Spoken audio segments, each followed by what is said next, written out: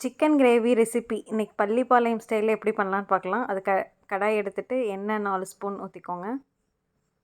பட்டை, ஏலக்காய், கிராம்பு, கடுகு பொரிஞ்சதும் நான் இன்றைக்கி வந்து சின்ன வெங்காயம் கட் பண்ணி வச்சுருக்கேன், அதுவும் கொஞ்சம் பூண்டு ஆட் பண்ணிக்கோங்க.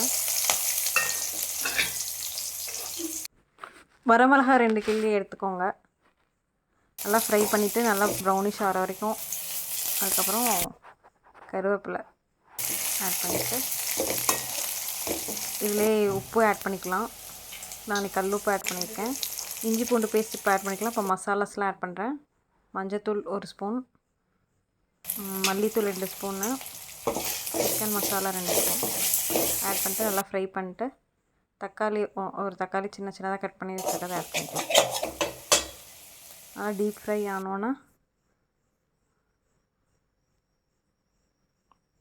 சிக்கன் பீசஸ்லாம் ஆட் பண்ணுறோம். நாளைக்கு 1 kg சிக்கன் எடுத்திருக்கேன். நாட்டுக்கோழி சிக்கன் எடுத்துகிட்டு தேவையான அளவு தண்ணி ஊற்றிட்டு ஒரு 25 மினிட்ஸ் வரைக்கும் நல்லா மூடி போட்டு வேக விட்டுடலாம்.